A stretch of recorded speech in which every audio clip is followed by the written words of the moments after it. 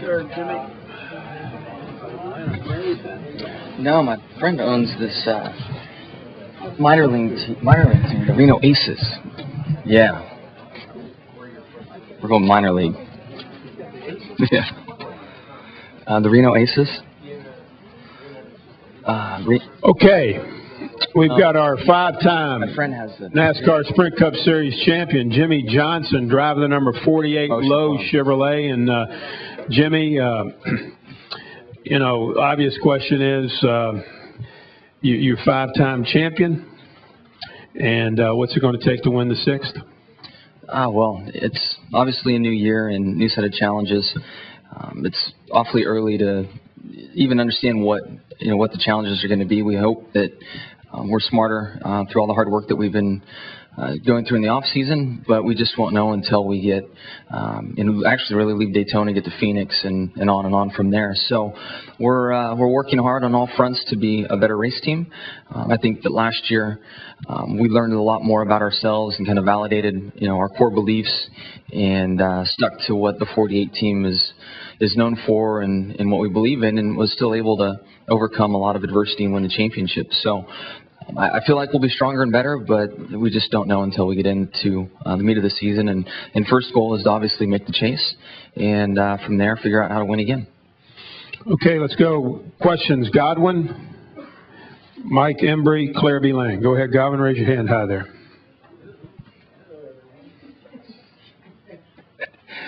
Jimmie, it's good to see you.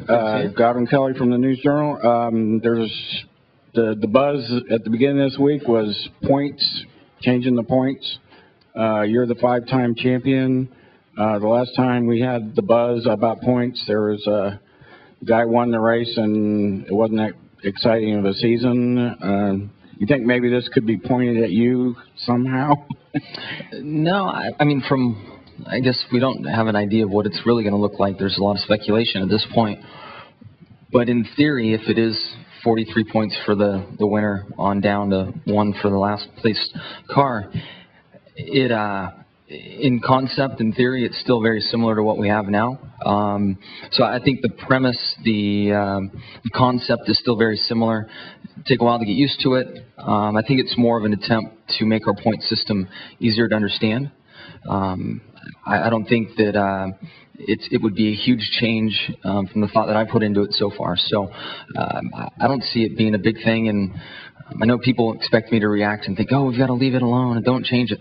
I don't care what chases or what races are in the chase, the format to win the championship. I could care less. I just, because I feel confident that my team will be able to win championships under any set of circumstances. So we'll wait till the announcement when and if it comes and kind of take it from there. I don't believe it's a huge strategy to engage the fans more from an attendance standpoint or a viewership standpoint. I mean, you always hope for that. I think there are in my opinion, other areas to focus on for that. This would give us something to talk about and hopefully simplify the system and make it easier to follow. Let's go Mike Embry, raise your hand, Claire B. Lang, and then David Newton. Mike Embry, Speed.com. Jimmie, over here, the left. Way over there, sorry. Denny Hamlin talked about the track being so smooth that there is almost nothing that you can do to the cars to really make a difference, and that there are likely to be bigger packs, drafting packs and so on, because it will bring everybody together. If there's not that much you can work on or not that much you can change, what will you guys be doing here for 3 days? Yeah, I mean, we kind of speak to that point. We didn't participate in the Goodyear tire test for that reason alone. We felt like the 3 days here would be enough time on track to sort out what we had. The rules are such where there's very few areas to work in. We have a lot of freedom at the front of the car to work on it, but with the bumps gone, there's very little driver comfort issues or drivability issues, and you basically try to get the car as low as you can to the track and don't let the splitter drag. So after a handful of runs of doing that, you're kind of out of moves. We can't mess with the back of the car. We don't have body changes that we can make with the templates and the way they are with the cars. So it really shortens up the list of things to try, and our teammates are doing great. We were on the bottom of the board for a while, so I'm not sure we've got everything sorted out on the 48 car just yet. But to have our teammates as fast as they are, we'll at least go home and be able to adjust some things around and get it right. So I think it kind of comes down to driveline, some different angles with drive shafts and rolling resistance and issues like that where the speed is. So we'll just have to get to work there.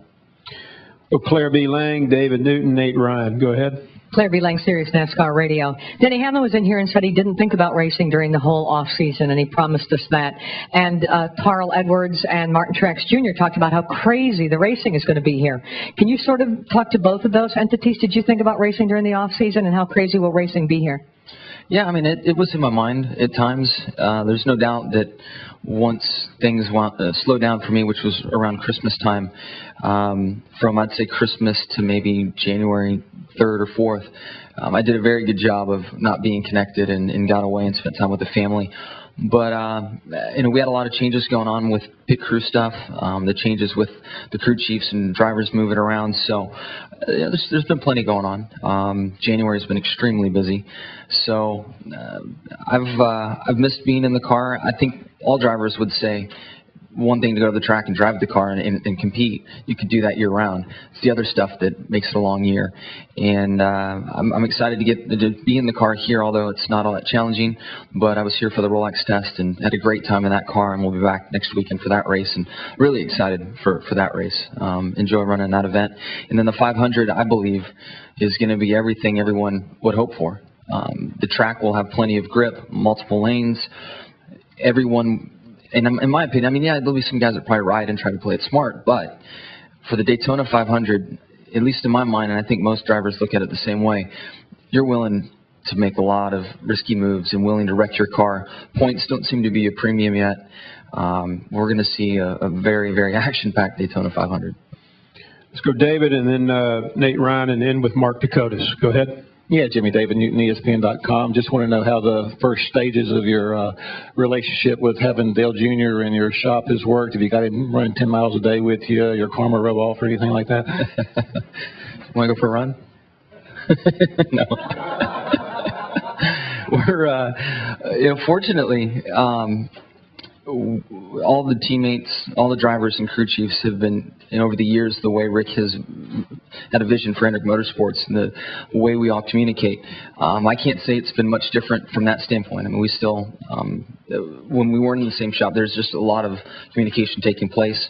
In the shop, I guess the biggest thing we've been working on is just the driver's compartment, trying to make sure that with both cars being built in that same shop, that we can use the same dash, seats, things like that help. And with us, we both seem to like a similar seat angle and placement, which will then allow us to have the dashboards in the same spot. And it's going to simplify in the shop, and we're just kind of working through the final stages of that now. With Jeff being shorter and the seat angle that he had, our cars were pretty different. And right now we're trying to make a kind of a common cockpit through the shop and working through that. Go to Nate Ryan and end with Mark. Go ahead, Nate. Nate Ryan. Hello? There you go. It's on. Nate Ryan, USA. Take your earplugs out, Nate. That'd probably help, wouldn't it? There you go. I tend to miss the obvious. You said that this 1 through 43 thing would be a way to maybe make the system simpler.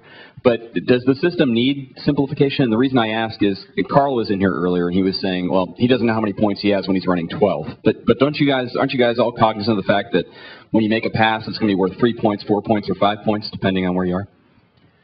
Yeah, I can't say I knew where that cutoff was in the past, especially from 4 to 3.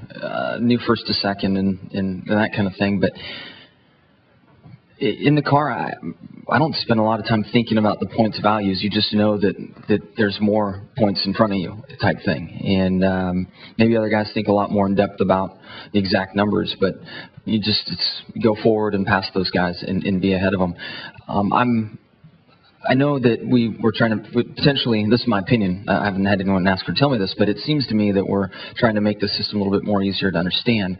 At the same time, we have a complicated system. We don't have 2 teams on the track. There's 43, obviously. So there's a point there where, now we've got to re-educate our fan base, and then any new fans coming in, are we kind of going to confuse everyone even more and shoot ourselves in the foot a little bit? I don't know. Time will tell, but one thing that's obvious to me is that NASCAR is continuing to try to make it better, and they're looking anywhere and everywhere they can. And I think we have a very refined product in the garage area from a competition standpoint, and last year's championship battle spoke to that. And some more tweaks here and there. I'm willing to try it, but I think that there's some other issues that would help with attendance and viewership that kind of leave the garage area and what happens on the track. And it's, you look at length of races, frequency of races.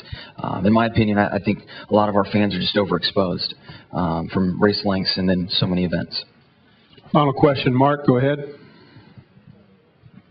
Jimmie, Mark Dakotas in Florida today. This 500 will mark the 10th year of Dale Earnhardt's passing.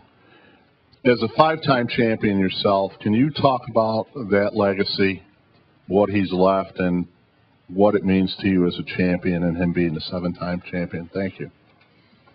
From my standpoint, I never was able to race against him, so my standpoint is watching him on television and being a fan of the sport. My brother picked Senior as his driver when we were young and kids, and I certainly couldn't align with my brother and his thoughts. It was my job to beat him up as often as possible. So I had my driver, my brother had Senior, and I remember a lot of times my guy was getting waxed by Senior year after year. So I didn't know him as a competitor. I met him a few times in passing, and that's one thing that I really wish I could have experienced was that intimidation factor that he had on and off the track, and being around him and to watch him work through the garage area and to help advance the series and work with NASCAR.